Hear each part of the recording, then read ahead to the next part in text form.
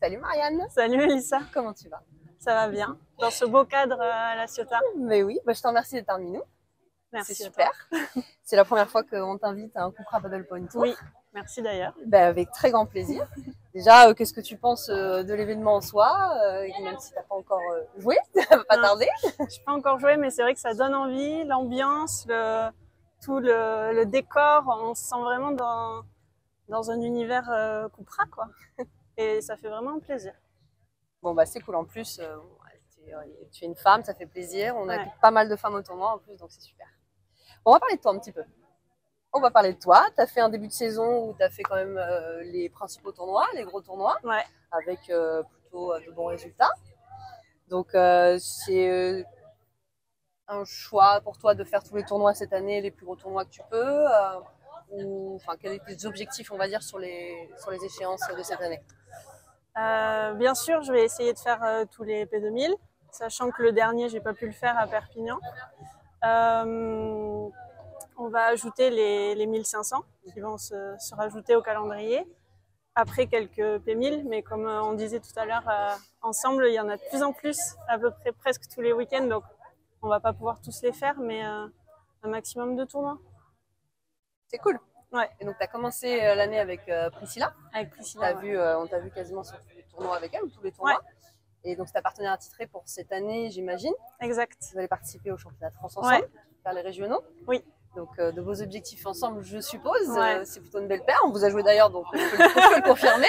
Ah, c'était sympa. Et on s'est bien trouvé, on matche bien. Elle est hypnothérapeute et moi, je suis magnétiseuse. Donc, on parle un peu le même langage. Donc, c'est plutôt super agréable. D'ailleurs, toi qui es une magnétiseuse et tu t'es lancée là-dedans, tu as changé complètement de voix. Tu t'y plais aujourd'hui. Ouais. Et comment ça se passe, le développement de cette activité pour toi? Ça se passe hyper bien. Ça s'est fait vraiment naturellement depuis que je me suis installée à Cassis, donc juste à côté là. En fait, c'était quelque chose qui se pratique dans la famille. C'est un peu une transmission héréditaire.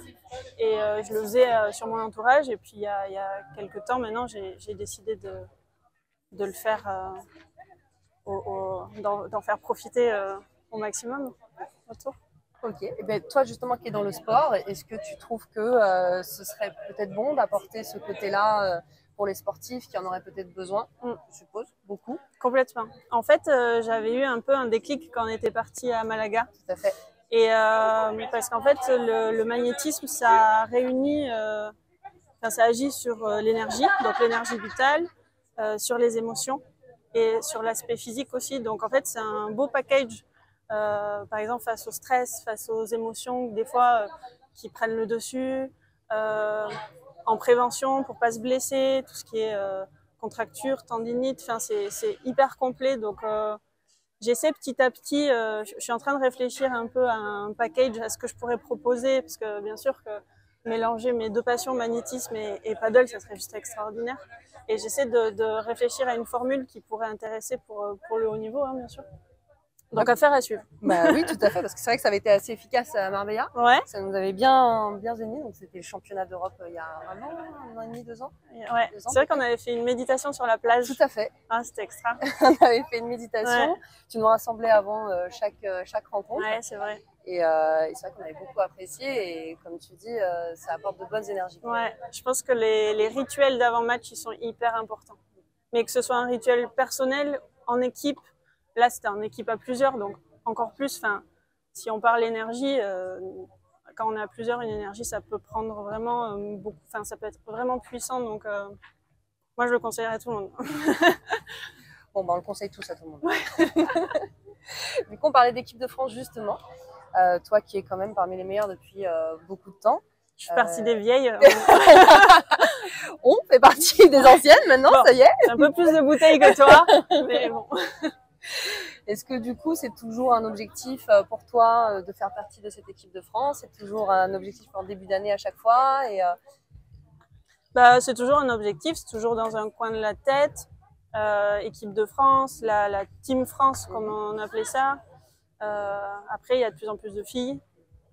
Les projets sont différents. Enfin, il y a plein de choses à prendre en compte.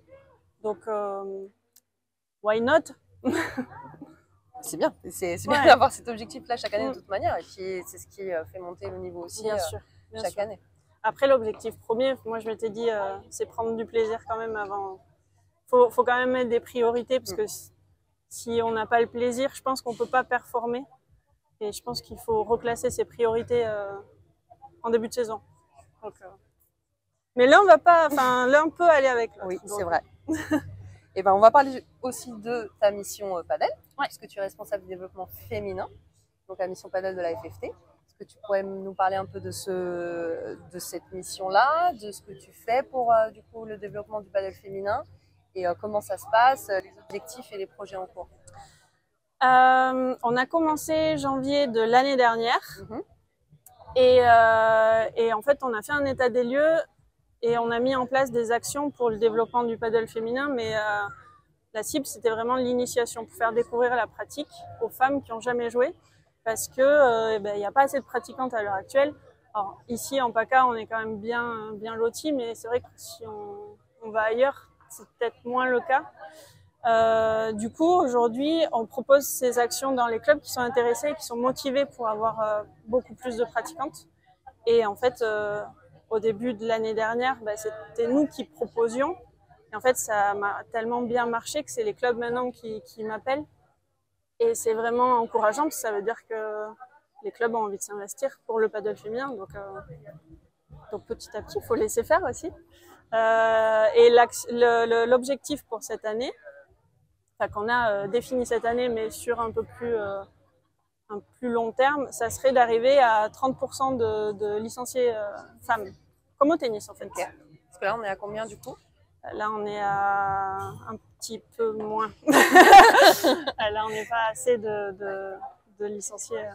On est à 15-16%. Ouais, donc de doubler à moyen terme. Ok. Déjà, cette année, vous faites des actions dans beaucoup plus de clubs que l'année dernière, je suppose. Ouais. Ça, c'est là, c'est bien. Mais c'est agréable de voir. Tu me disais qu'il y avait beaucoup d'inscrites là ici à Ceuta sur l'événement et ça fait plaisir à voir. Bon, c'est l'objectif et en tout cas, on compte sur toi. Hein. Ouais. Pression. Je suis investie. Ça, on n'en doute pas une seconde. Bon, merci Marianne en tout cas. Merci à toi.